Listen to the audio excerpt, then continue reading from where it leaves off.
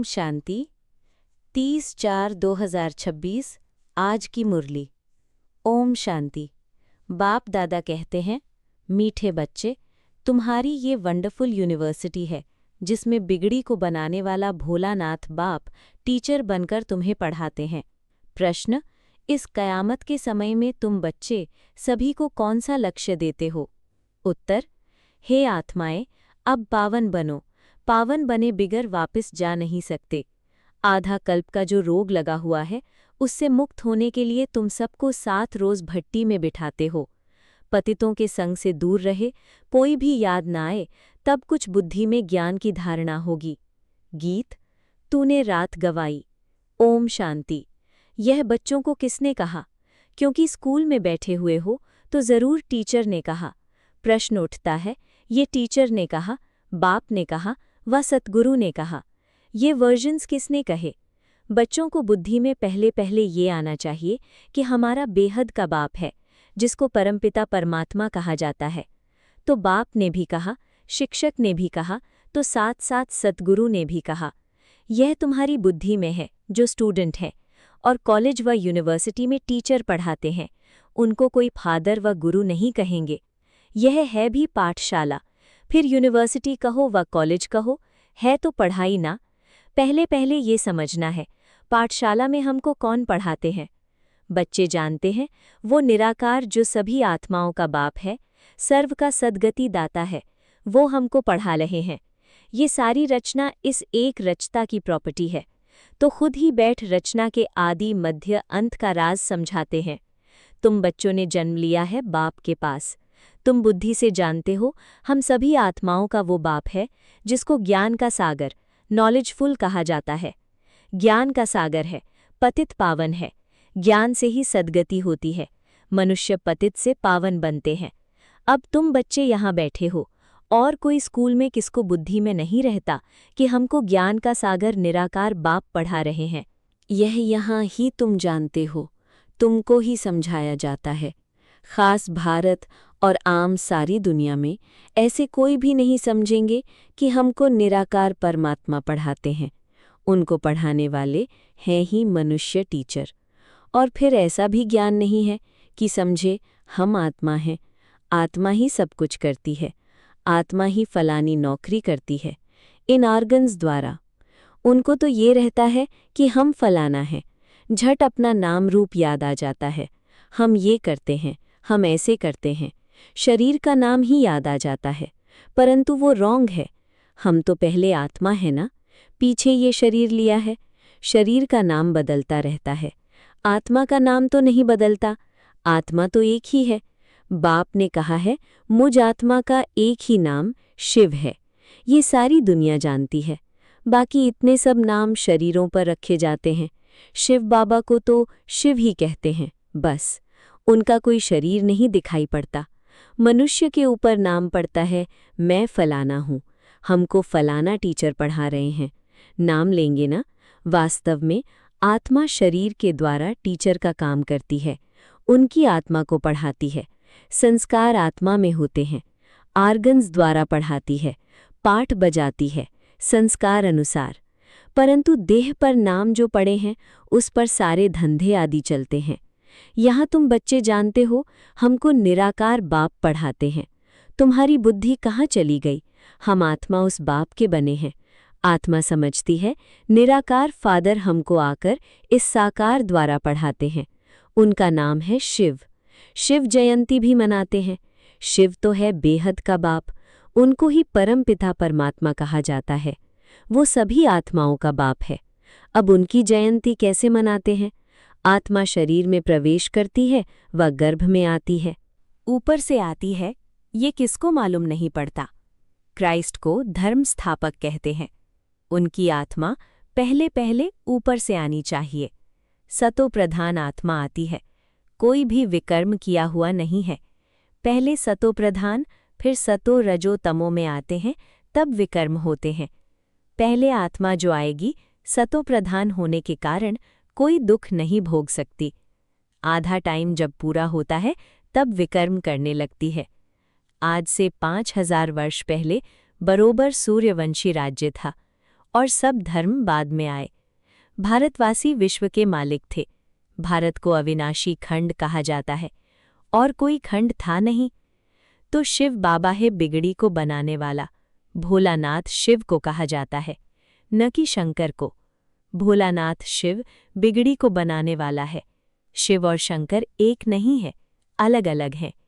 ब्रह्मा विष्णु शंकर की कोई महिमा नहीं है। महिमा सिर्फ एक शिव की है जो बिगड़ी को बनाते हैं।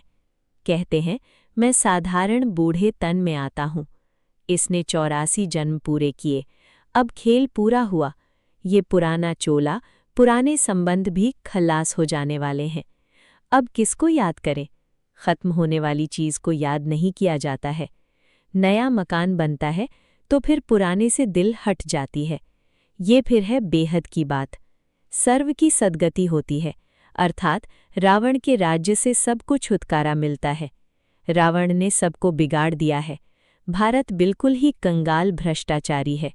लोग भ्रष्टाचार समझते हैं, करप्शन अडल्ट्रेशन को, चोरी ठगी को। परंतु बाप कहते हैं, पहला भ्रष्टाचार है मूत पलीती बनना। शरीर विकार से पैदा होता है, इसलिए इसको वाइसलेस वर्ल्ड कहा जाता है। सतयुग को वाइसलेस कहा जाता है। हम सतयुग में प्रवृत्ति मार्ग वाले देवी देवता थे। कहते हैं पवित्र होने से विकार बिगर बच्चे कैसे पैदा होंगे? बोलो, हम अपनी राजधानी बाहुबल से नहीं, योग बल से स्थापन करते हैं। तो क्या योग बल से बच्चे नहीं पैदा हो सकते हैं?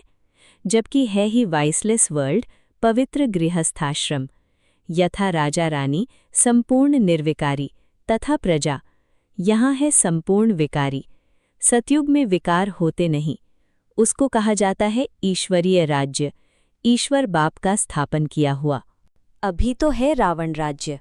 शिव बाबा की पूजा होती है, जिसने स्वर्ग स्थापन किया। रावण, जिसने नर्क बनाया, उसको जलाते आते हैं। द्वापर कब शुरू हुआ, ये भी किसको पता नहीं है। ये भी समझ की बात है। ये है ही तमोप्रधान आसुरी दुनिया। वो है ईश्वरीय दुनिया, उसको स्वर्ग, दैवी पावन दुनिया कहा जाता है। ये है नर्क, पतित दुनिया।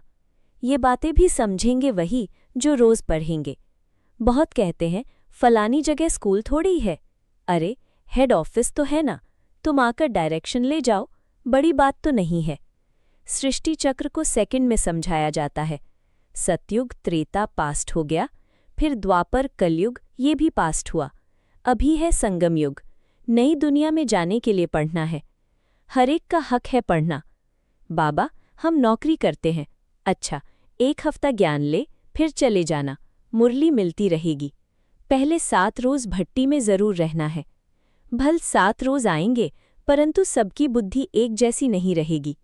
7 रोज़ भट्टी माना, कोई की भी याद ना आए, कोई से पत्र व्यवहार आदि भी ना हो। सब एक जैसा तो समझ नहीं सकते। यहाँ पतितों को पावन बनना है। ये पतितपना भी रोग है। आधा कल्प के महारोगी मनुष्य हैं। उनको अलग बिठाना पड़े, कोई का भी संग ना हो। बाहर जाएंगे, उल्टा सुलटा खाएंगे, पतित के हाथ का खाएंगे। सतयुग में देवताएं पावन है ना, उनके लिए देखो खास मंदिर बनते हैं। देवताओं को फिर पतित छू न सके। इस समय तो मनुष्य बिल्कुल पतित भ्रष्टाचारी हैं। शरीर विष से पैदा होता है, इसलिए इनको भ्रष्टाचारी कहा जाता है। सन्यासियों का भी शरीर विष से बना हुआ है। बाप कहते हैं, पहले पहले आत्मा को पवित्र होना है, फिर शरीर भी पवित्र चाहिए। इसलिए पुराने इम्प्योर शरीर सब विनाश हो जाने हैं। सबको वापस जाना है। यह है कयामत का समय। सबको पवित्र बन वापस जाना है।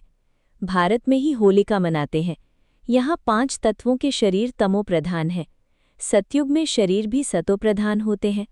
श्री कृष्ण का चित्र है ना, नर्क को लात मारना होता है, क्योंकि सतयुग में जाना है। मुर्दे को भी जब शमशान में ले जाते हैं तो पहले मुंह शहर तरफ, पैर शमशान तरफ करते हैं।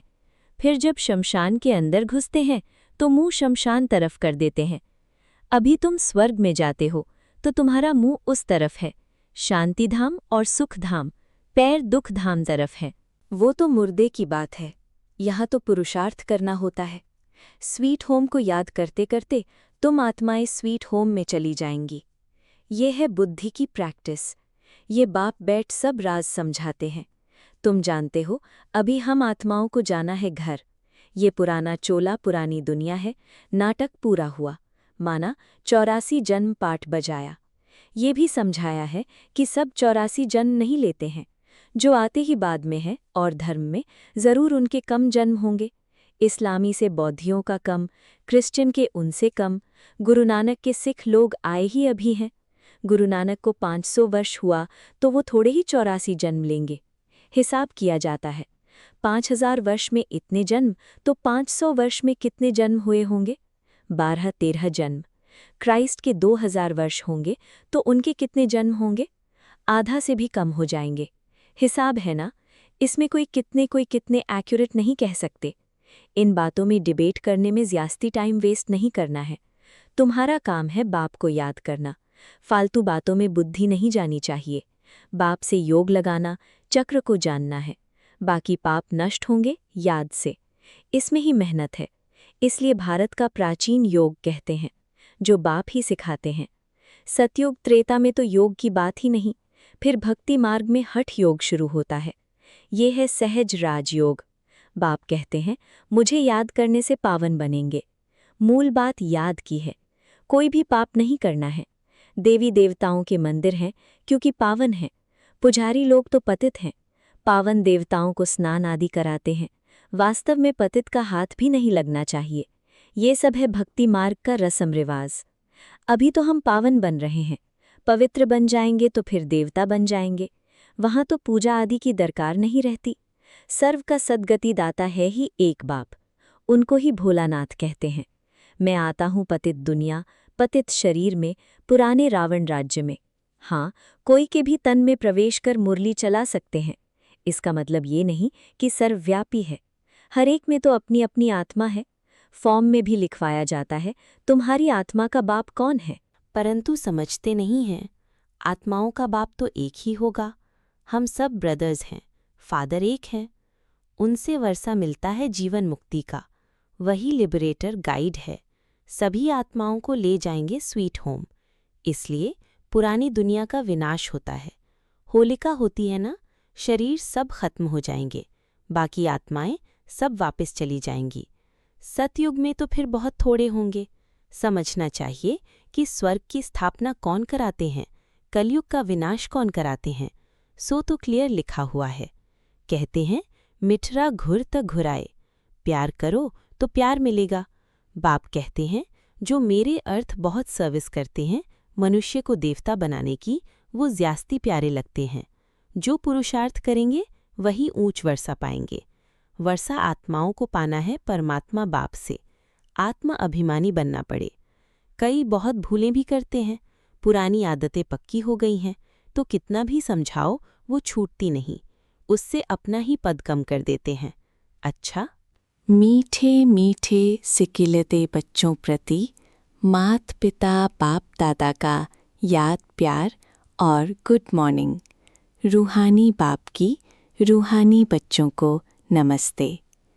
धारणा के लिए मुख्य सार: किसी भी बात के डिबेट में अपना टाइम वेस्ट नहीं करना है।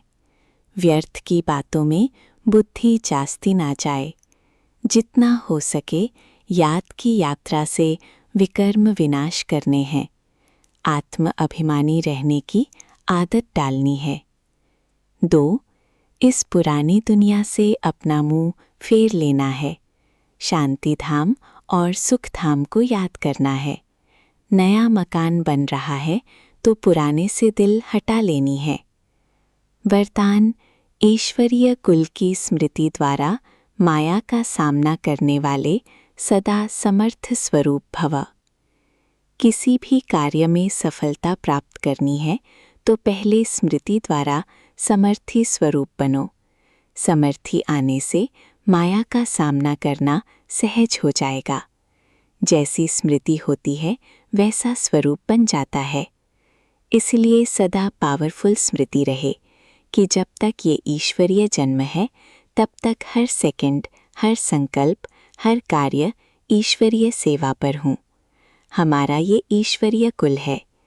ये स्मृति की सीट सर्व कमजोरियों को समाप्त कर देगी। स्लोगन: सत्य समय प्रमाण स्वयं सिद्ध होता है, उसे सिद्ध करने की आवश्यकता नहीं।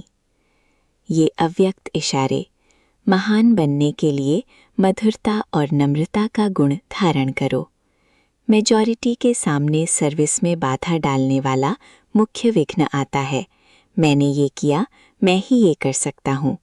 ये मैंपन आना, इसको ही कहा जाता है ज्ञान का अभिमान, बुद्धि का अभिमान, सर्विस का अभिमान। इन रूपों में ही विघ्न आते हैं। इस प्रकार के विघ्नों को समाप्त करने के लिए सदा एक शब्द याद रखना कि मैं निमित्त हूँ। निमित्त बनने से ही निराकारी, निरंकारी और नम्रचित्त निसंकल्प अवस्था में रह सकते हैं। यही धारणाएं वायुमंडल को निर्विघ्न बना देती हैं। ओम शांति।